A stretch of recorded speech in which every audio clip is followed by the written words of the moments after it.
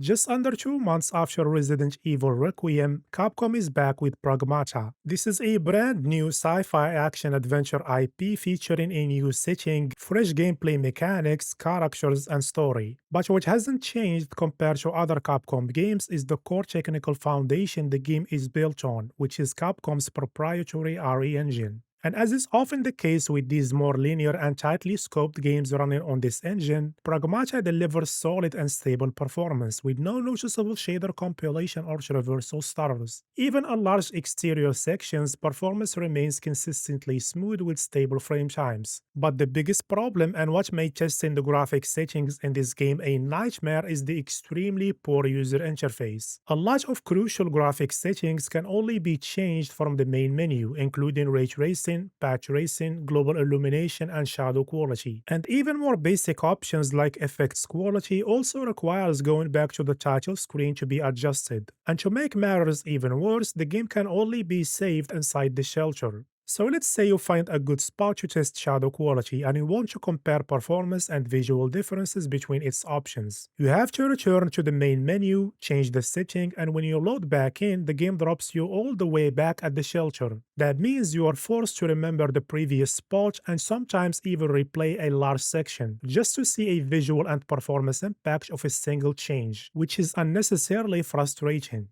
As for the graphics menu, it comes with a decent amount of settings and there is quite a bit to cover. So let's jump straight into it, starting with ray tracing. And Pragmata ray tracing affects both global illumination and specular lighting or reflections, and it adds a lot to the game's visuals, especially indoors. However, it's clearly implemented with performance as the top priority. The acceleration structure or BVH used for ray tracing is somewhat limited, and many objects aren't properly accounted for in the ray traced pass. This results in flatter looking shading and lack of depth, especially outdoors. There is also visible noise due to the limited sample count, and as we saw in RE Requiem, Capcom's denoiser doesn't do a great job here either. Even at native 1440p with DLAA, the noise is quite noticeable. Performance-wise, enabling ray tracing comes with roughly a 13% cost, while the hit is significantly lower in other areas as you can see here. So overall, despite its lower quality and these drawbacks, I still recommend keeping ray tracing enabled. The game's reflective and shiny materials and surfaces benefit a lot from it, but if you're sensitive to visual artifacts or easily distracted by noise, you might prefer to keep it disabled, especially if you're upscaling from a lower internal resolution.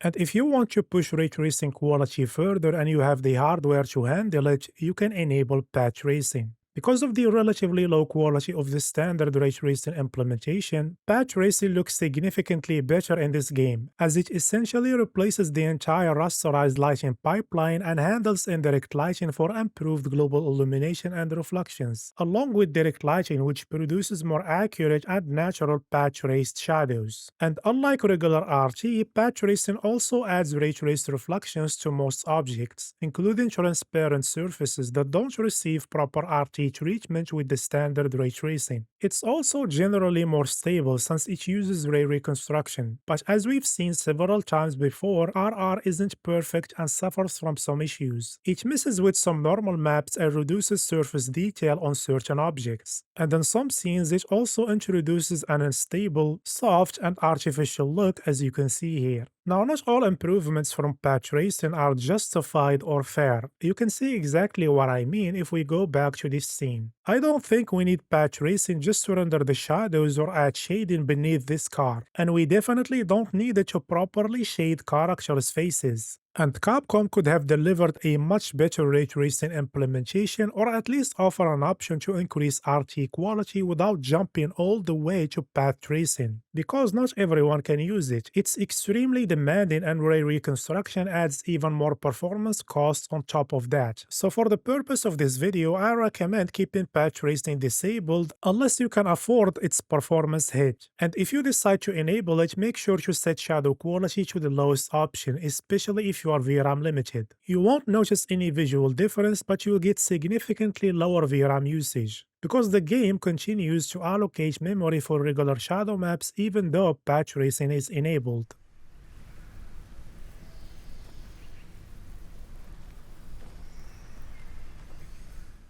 Next, we have global illumination quality. This one controls the quality of the game's rasterized lighting. A high specifically improves the ambient lighting and adds better quality cube map reflections to most surfaces. And the performance impact of this setting varies depending on the scene. Here there is around a 3% difference from low to medium and about 8% going up to high. But in some outdoor environments, the cost can be higher, especially with high, which can hit around 12% impact. So generally, I recommend keeping this one on high. But if you really need the extra 5 to 6% of performance, dropping it down to medium is a reasonable compromise.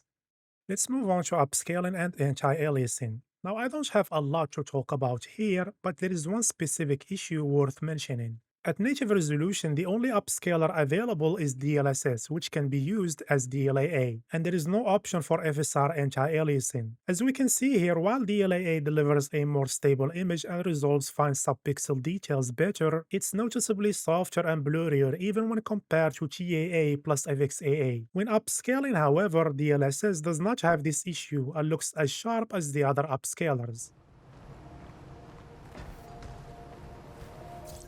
Next, we have hair quality. This game is a real showcase of the massive leap in hair rendering on the RE engine since Resident Evil 4 Remake. At low, the game falls back to traditional card-based hair. Medium enables the strand-based hair with physics-simulated individual strands that properly react to movement and lighting. And going up to high increases strand density and improves shading quality. Performance-wise, the jump from low to medium costs around 14%, and there is a 19% cost when moving up to high. The strand-based hair also has a noticeable impact on VRAM usage, which we can see more clearly here on the 4070 Super. So overall, I recommend keeping this at medium, as the strand-based hair plays a huge role in the game's visual presentation. But if you're VRAM limited or don't have performance to spare, low is a reasonable option.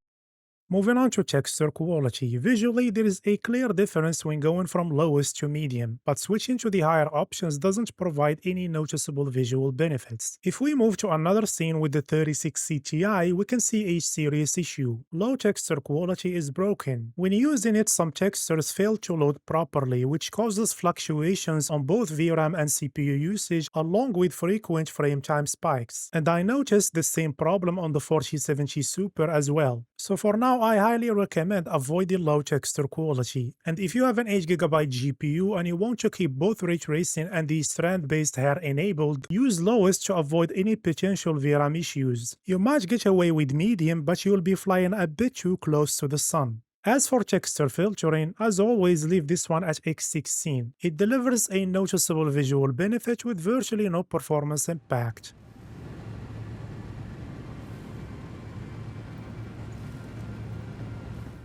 Let's move on to mesh quality. This one controls the geometric detail of certain objects. On low, which is only available when ray tracing is disabled, the game swaps out some assets entirely, while the higher options improve mesh detail, especially on distant objects. Performance-wise, mesh quality doesn't have a massive impact on frame rates, but it does noticeably affect VRAM usage, particularly on high and max. Therefore, I recommend keeping this at medium, especially if you're VRAM limited.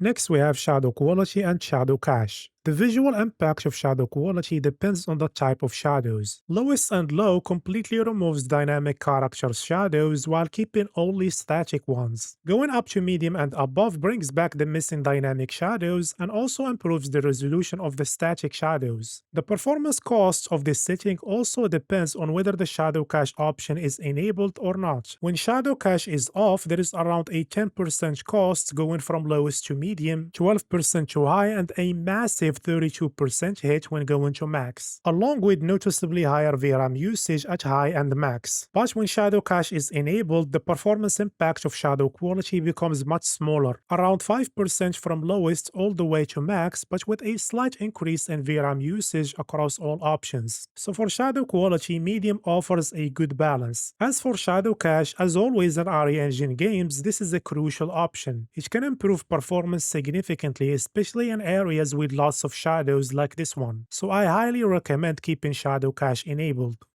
Moving on to contact shadows, this one adds subtle shadowing to fine details, which improves shadow detail and depth on most surfaces. and it has a visible impact even when ray tracing is enabled. But when RT is off, it can have a negative impact on some dimly lit scenes, where it tends to overly darken the scene and can also introduce shading noise on characters. Performance-wise, it has virtually no noticeable impact, so if you are using ray tracing, keep it enabled. If not, it's more situational. You may want to disable it in darker scenes if you notice unwanted artifacts. Moving on to effects quality, this controls the visual effects during combat and more intense scenes. For example, here you can see that all options except low add a radial blur effect during explosions, along with slightly more particles and debris. Performance-wise, effects quality doesn't seem to have a large impact, so generally I recommend keeping it at high. But if you notice performance drops during heavy combat scenarios, consider lowering it to medium or even low. Let's move on to ambient occlusion. SSAO is the only ambient occlusion technique in this game, and its visual impact is still noticeable even when ray tracing is enabled. Though with RT off, the difference becomes more pronounced, as you can see here. As always, SSAO is very cheap and doesn't come with any meaningful performance costs, so I recommend keeping it enabled. Moving on to volumetric lighting, which controls the quality of volumetric effects in certain scenes. Visually, the difference between the options are quite subtle, with slightly reduced breakup and better stability at higher options. But the performance cost is noticeable, with max reaching around a 7% hit, so I recommend avoiding max and keeping this one at medium or high. Next, we have screen space reflections. This is still one of the main weaknesses of the RE engine. As we've seen several times before, SSR looks quite noisy and grainy in this game. But despite this drawback, it still adds a lot visually, mainly due to the high reflectivity of many materials and surfaces. Performance-wise, SSR comes with around a 5% cost, so for this game I recommend keeping SSR enabled. But similar to ray tracing, if the noise becomes distracting, you can turn it off. Finally, we have subsurface scattering. Sorry if this looks a bit creepy, but as you can see here, the impact of this effect isn't significant, and you're unlikely to notice it during normal gameplay. But since it doesn't seem to come with any noticeable performance costs, I recommend keeping it enabled.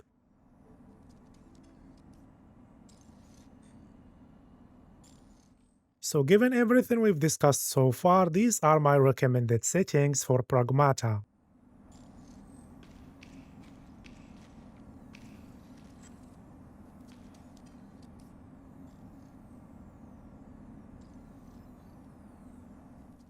Now let's compare the performance of these optimized settings with and without ray tracing against max settings at 1440p using DLSS quality and the lowest textures. Since only ray tracing, patch tracing, and hair strands have a significant impact on performance, and because we're using shadow cast, which reduces the cost of shadow quality, we are not seeing a huge gain when going from max to optimized settings with RT enabled, roughly a 12% improvement. But disabling ray tracing increases that improvement to around 25%. Now, these optimized RT settings are specifically useful when VRAM limited, as they significantly reduce VRAM usage and help avoid sudden and severe performance drops, as you can see here.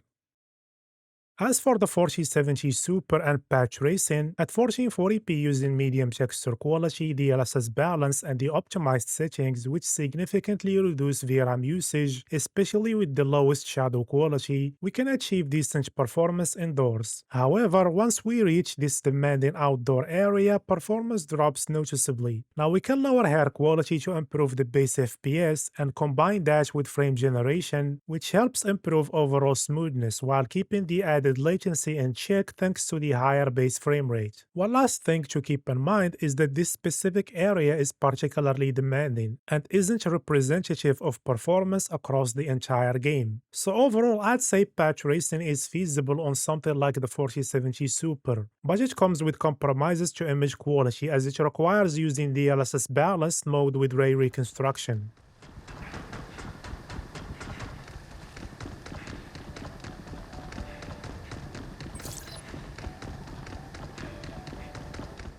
Before ending the video, I want to give a quick shout out to my Patreon. If you are able and would like to directly support my work, consider becoming a patron to get access to the highest possible quality of my latest videos, including this one. And a big thank you to all my supporters, and thanks to you as well for watching until the end. If you enjoyed the video, leave a like, and if not, leave a dislike. Don't forget to subscribe and hit the notification bell so you don't miss any future videos, and hopefully I'll see you all in the next one.